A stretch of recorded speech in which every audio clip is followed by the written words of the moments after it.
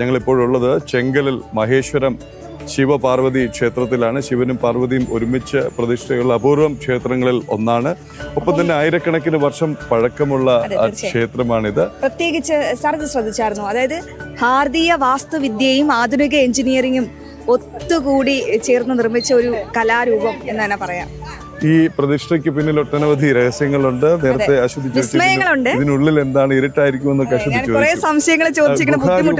നിർമ്മിതി. പക്ഷെ ഇതിന്റെ നിർമ്മാണത്തിന് പിന്നിൽ പ്രയത്നിച്ച സ്വാമി അല്പസമയത്തിനകം നമ്മോടൊപ്പം ചേരും എന്നാണ് പ്രതീക്ഷിക്കുന്നത്. സ്വാമി അകത്ത മുറിയിലുണ്ട്. സ്വാമി മഹേശ്വരാനന്ദ സരസ്വതി ഈ നാട്ടിൽ ജനിച്ചു വളർന്നയാളാണ്. ഈ ക്ഷേത്രത്തിന് വേണ്ടി ഒരു ജന്മം ആയുസ് മാറ്റിവെച്ച പ്രയത്നമാണ്. അതിൻ്റെ ഫലമാണ് ഇന്ന് കാണുന്ന ഈ ഭക്തജന തിരക്കും ഇന്നത്തെ പ്രശസ്തിയും. ഇന്ന് ചെങ്കൽ എന്ന് എഴുതി കാണിച്ചാൽ, ചെങ്കൽ എന്ന് ഗൂഗിൾ ചെയ്ത് കഴിഞ്ഞാൽ ആദ്യം വരുന്നത് മഹാദേവ ക്ഷേത്രവും അതിൻ്റെ വിശേഷങ്ങളും ചിത്രങ്ങളും ഒക്കെയാണ്. സ്വാമി അദ്ദേഹത്തിൻ്റെ മുറിയിലുണ്ട്. ഇപ്പം തന്നെ അല്പസമയത്തിന് ഇങ്ങോട്ട് എത്തും എന്ന് പറയാം.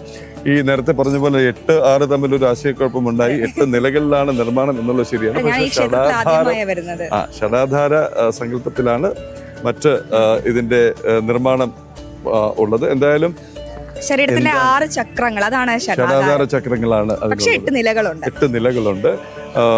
ഞാൻ ഉള്ളിലേക്ക് കടക്കാൻ പോകുന്നതേ ഉള്ളൂ. ഹിമാലയത്തിലേക്ക് പ്രവേശിച്ച ഒരു പ്രതീതിയാണ് അതിനുള്ളിൽ എന്നാണ് പോയിട്ടുള്ളവർ പറയുന്നത്. അങ്ങനെ 7 മലകൾ ഇതിന് മുകളിൽ എത്തിച്ചേരുമ്പോൾ ഒരു വല്ലാത്തൊരു അനുഭൂതിയാണ് എന്നാണ് പറയുന്നത്. എന്തായാലും നമുക്കിപ്പോൾ സ്വാമി മഹേശ്വരാനന്ദ അല്പസമയത്തിനകം ചേരും. ഒപ്പം തന്നെ മറ്റു ക്ഷേത്രങ്ങളിൽ നിന്നുള്ള, നേരത്തെ പറഞ്ഞ പോലെ തന്നെ ശിവരാത്രിയാണ്, മഹാശിവരാത്രിയാണ്. അതിൻ്റെ ഐതിഹ്യങ്ങൾ ഒട്ടനവധിയാണ്. നേരത്തെ പറഞ്ഞ പാലാഴി മഥന കാലത്തെ കഥ ശിവദാസ് അടക്കമുള്ളവർ പറയാൻ ശ്രമിക്കുന്നുണ്ടായിരുന്നു. അപ്പോൾ ലോകത്തിനോട് ശിവൻ പറയുന്ന ഒരു വാചകമുണ്ട്, അതായത് ലോകരക്ഷാർത്ഥമാണ് അദ്ദേഹം കാളകൂട വിഷം സ്വയമേ അങ്ങ് കഴിച്ചത്. അതായത് ഇന്നത്തെ കാലത്ത് ആൾക്കാർ എപ്പോഴും അവരുടെ സ്വന്തം കാര്യങ്ങൾക്ക് വേണ്ടി, സ്വന്തം നേട്ടങ്ങൾക്കൊക്കെ വേണ്ടി മുന്നേറാൻ വേണ്ടി കുതിക്കുന്ന കാഴ്ചയാണ്. അപ്പോൾ നമ്മുടെ സഹജീവികളോടായാലും ആ ഒരു പഴയ പോലെ ഒരു സഹാനുഭൂതി ഉണ്ടോ എന്ന ചോദ്യത്തിന് എൻ്റെ ഉത്തരം ഇല്ല എന്നാണ് എല്ലാവരും.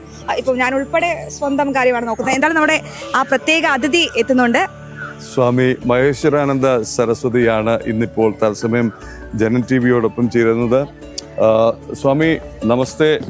ആദ്യം തന്നെ നന്ദി പറയട്ടെ. ഒന്ന്, ചെങ്കലിലെ ഈ പ്രശസ്തമായ ക്ഷേത്ര പരിസരത്ത് നിന്ന് ജനൻ ടി വി പ്രേക്ഷകർക്കായിട്ട് പുത്തൻപുലരി അവതരിപ്പിക്കാനുള്ള അനുവാദം തന്നതിന്. 2, ഞങ്ങളൊക്കെ ഇപ്പോൾ പുറത്ത് കണ്ട വിശേഷങ്ങളാണ്.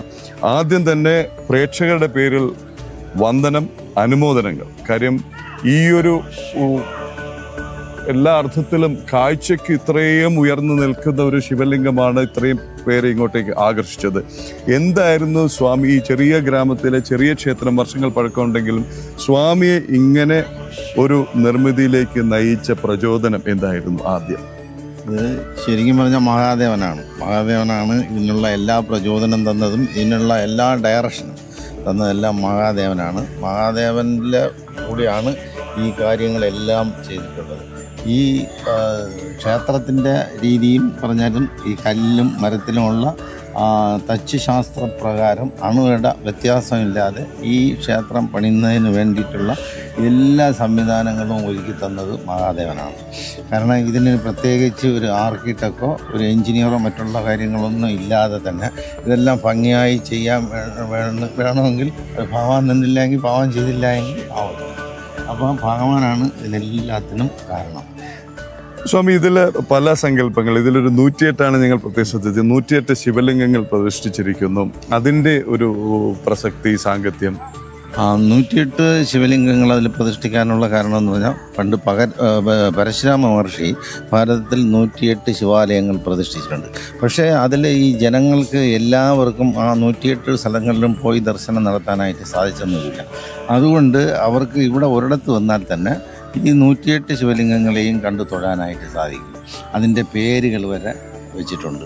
അജിത്ത്, ഇതൊന്ന് കാണിക്കാമെങ്കിൽ സ്വാമി ഇങ്ങോട്ടൊന്ന് ആ ഒരു പശ്ചാത്തലത്തിൽ തന്നെ സ്വാമി നിൽക്കട്ടെ. ഇതിൻ്റെ നിർമ്മിതിയിൽ ഞങ്ങൾ വായിച്ചറിഞ്ഞത് ഷടാധാര ചക്രം, അതുപോലെ 8 നിലകൾ. ഇതിൻ്റെയൊക്കെ പ്രേക്ഷകർക്കായിട്ടൊന്ന് പറഞ്ഞു കൊടുത്താൽ എന്തൊക്കെയാണ്? അതായത് ഈ മഹാശിവലിംഗം എന്ന് പറയുന്നത് ഒരു മനുഷ്യ ശരീരത്തിനെ അടിസ്ഥാനപ്പെടുത്തിയാണ് ചെയ്തിരിക്കുന്നത്.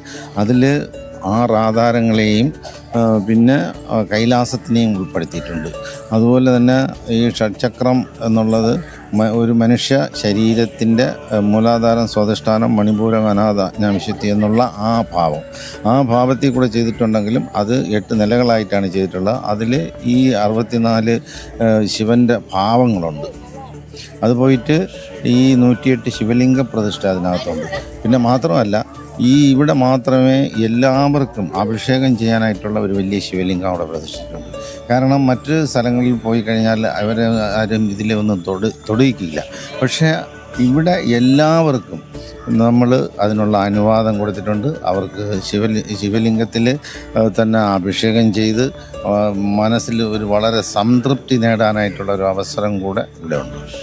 32 ഭാവത്തിലെ ഗണപതി പ്രതിഷ്ഠയുടെ ഒരു പ്രചോദനം. 32 ഭാവത്തിലെ പ്രതിഷ്ഠയുടെ പ്രചോദനം എന്ന് പറയുന്നത്, നമ്മൾ ശരിക്കും പറഞ്ഞാൽ ഇവിടെ എല്ലാ ദിവസവും ഗണപതി ഹോമം നടക്കുന്നു. മാത്രമല്ല 57 വർഷം കഴിഞ്ഞു സ്ഥിരമായി എല്ലാ ദിവസവും ഹോമം നടക്കുന്ന ഒരു സ്ഥലമാണ്. അതുപോലെ തന്നെ ഈ ഗണപതി ഹോമത്തിന്, അതായത് 1008 കൊട്ടത്തേങ്ങയിൽ 12 പ്രാവശ്യം ഗണപതി ഹോമം നടത്തിയിട്ടുണ്ട്. പിന്നെ 1008 8 പ്രാവശ്യം നടത്തിയിട്ടുണ്ട്. 108 24 പ്രാവശ്യം നടത്തിയിട്ടുണ്ട്. പിന്നെ ഇങ്ങനെയുള്ള കാര്യങ്ങളെല്ലാം ഉണ്ടായിരുന്ന സമയത്ത് തന്നെ ഈ 1008 ഹോമം നടക്കുമ്പോൾ ഭഗവാൻ അതിൽ പ്രത്യക്ഷപ്പെടുകയും പിന്നെ ഭഗവാന്റെ 32 ഭാവം ഉണ്ടെന്നും അരുളി ചെയ്യുകയും ആ 32 ഭാവം ഇവിടെ ചെയ്യണമെന്ന് പറയുകയും ചെയ്തു. അപ്പോൾ അങ്ങനെയാണ് ഇവിടെ ഈ 32 ഭാവത്തിലെ ഗണപതിയെ പ്രതിഷ്ഠിച്ചത്. അത് ബാലഗണപതി, തരുണഗണപതി, ഭക്തി ഗണപതി, വീരഗണപതി, ശക്തി ഗണപതി, ദ്വിജഗണപതി, സിദ്ധി ഗണപതി, ഉച്ഛിഷ്ട ഗണപതി, വിഘ്ന ഗണപതി, ക്ഷിപ്ര ഗണപതി, ഹേരംബ ഗണപതി, ലക്ഷ്മി ഗണപതി, മഹാഗണപതി, വിജയ ഗണപതി, നൃത്ത ഗണപതി, ഊർത്ത ഗണപതി, ഏകാക്ഷര ഗണപതി, വരഗണപതി, ത്രിയക്ഷര ഗണപതി, ക്ഷിപ്രപ്രസാദ ഗണപതി, ഹരിദ്രാ ഗണപതി, ഏകദന്ത ഗണപതി, സൃഷ്ടി ഗണപതി, ഉദ്ദണ്ഡ ഗണപതി, ഋണമോച ഗണപതി, ഗുണ്ടി ഗണപതി, ദിമുഖ ഗണപതി, ത്രിമുഖ ഗണപതി, സിംഹ ഗണപതി, യോഗ ഗണപതി, ദുർഗാ ഗണപതി, സങ്കടകര ഗണപതി. അങ്ങനെയാണ് ഈ 32 ഭാവത്തിൻ്റെ ഗണപതികൾ. അത് പോയിട്ട് ഈ ക്ഷേത്രത്തിനകത്ത് ശിവനും പാർവതിയും പോയിട്ട് പിന്നെ ഈ 12 ജ്യോതിർലിംഗ പ്രതിഷ്ഠയാണ്. അത് ജ്യോതിർലിംഗങ്ങളെന്ന് പറഞ്ഞാൽ ഭാരതത്തിൻ്റെ പല സ്ഥലങ്ങളിലുള്ളതാണ്. അത് ഒരാളിന് എത്തിപ്പെടണമെങ്കിൽ പോലും സ്ഥിരമായിട്ട് ഒരു 2 മാസത്തെ യാത്ര ചെയ്താലേ അവിടങ്ങളിൽ എത്തിപ്പെടാൻ പറ്റുള്ളൂ. അതുകൊണ്ട് തന്നെയാണ് ഇവിടെ വന്ന് ഒരേ സമയത്ത് 12 ജ്യോതിർലിംഗങ്ങളെ തൊഴാം, അമ്മയപ്പനെയും തൊഴാം, എല്ലാത്തിനുമുള്ള സൗകര്യം ഇവിടെ ഒരുക്കിയിട്ടുണ്ട്.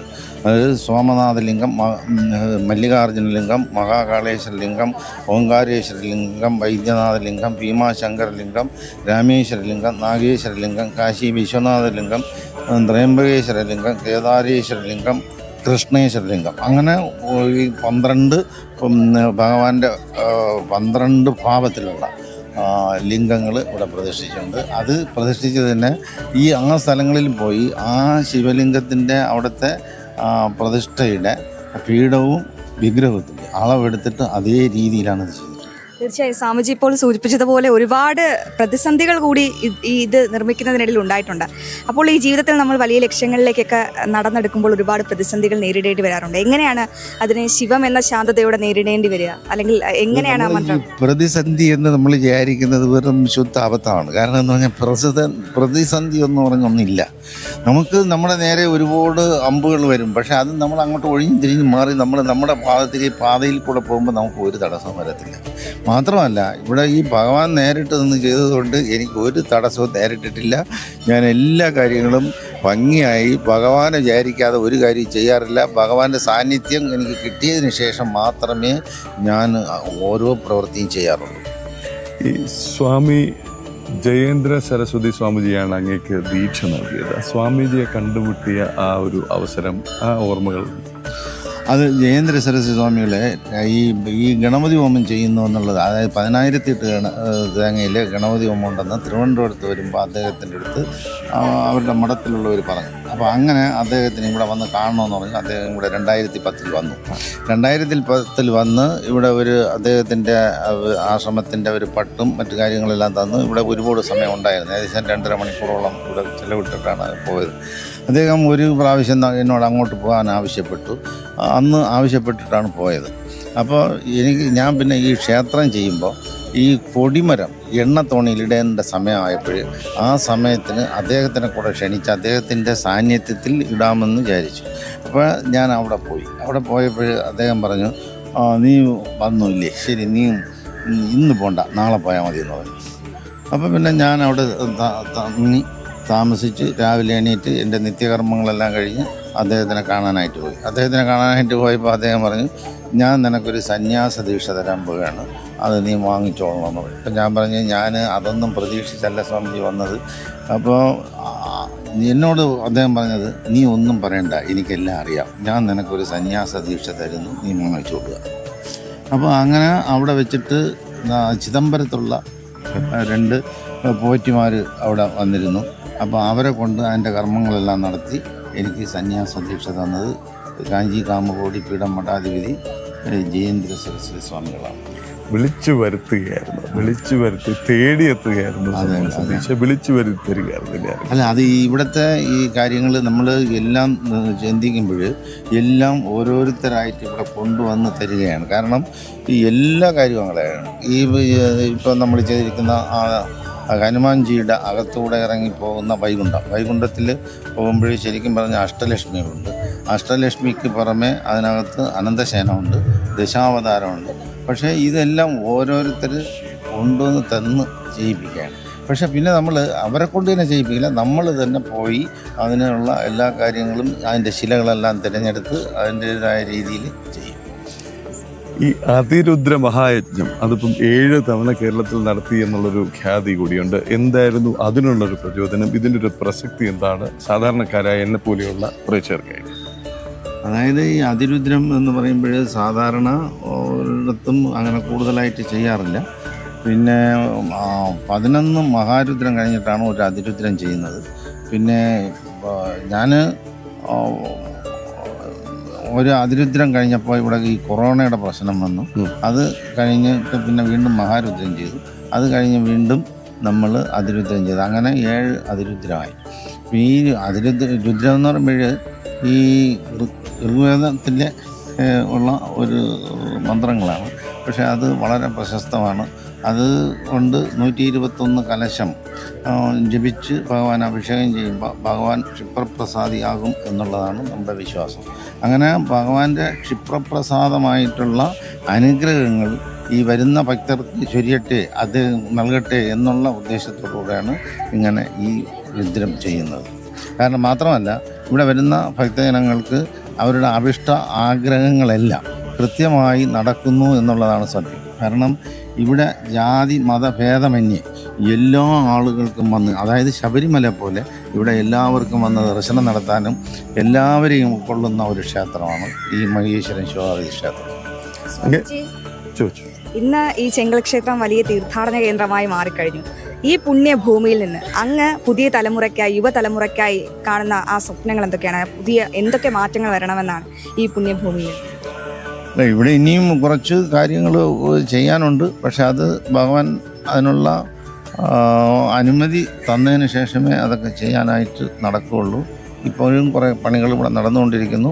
എല്ലാം ഭഗവാന്റെ അഭിഷ്ടപ്രകാരം മാത്രമേ ചെയ്യാനൊക്കത്തുള്ളൂ. അതുകൊണ്ട് ഞാൻ മുൻകൂട്ടി ഒരു പ്ലാനൊന്നും തയ്യാറാക്കി വെച്ചിട്ടില്ല. പക്ഷേ ഭഗവാൻ പറഞ്ഞാൽ എന്ത് വേണമെങ്കിലും ചെയ്യും. അഷ്ടലക്ഷ്മി മഹാമണ്ഡപം, ഹനുമാൻ സ്വാമിയുടെ പ്രതിഷ്ഠ, ഇതൊക്കെ നടന്നുകൊണ്ടിരിക്കുന്നു, പൂർണ്ണമായി കഴിഞ്ഞു. അഷ്ടലക്ഷ്മി മണ്ഡപത്തിൻ്റെ അഷ്ടലക്ഷ്മി എല്ലാം പൂർത്തിയായി. അത് അതായത് വൈകുണ്ഠത്തിൽ പിന്നെ ഇത് മഹാശിവലിംഗത്തെ പോലെ 8 റൂമുണ്ട്. ആ 8 റൂമിനെ അതൊരു ക്ഷേത്രമാക്കി എടുത്തു. അങ്ങനെ ആ ക്ഷേത്രത്തിൽ അഷ്ടലക്ഷ്മി പ്രതിഷ്ഠ നടത്തി. അതിനുശേഷം അതിൻ്റെ താഴെ വരുമ്പോൾ അനന്തശയനം, പാൽക്കടൽ കിടക്കുന്ന അനന്തശയനം, അപ്പോൾ ഭഗവാനെ കാണാൻ പറ്റും. അതിന് ചുറ്റും നമ്മൾ ദശാവതാരങ്ങളുണ്ട്. അപ്പോൾ അത് കഴിഞ്ഞിട്ടാണ് നമ്മുടെ ദേവലോകത്തിൽ കയറി കഴിയുമ്പോൾ നമുക്ക് എന്തെന്നില്ലാത്തൊരു വലിയ അനുഭൂതിയാണ് ഉണ്ടാകുക. അതായത് കൈലാസവും ദേവലോകവും കണ്ടിട്ട് വരുന്ന ആളുകൾ വളരെയധികം സന്തുഷ്ടരായി.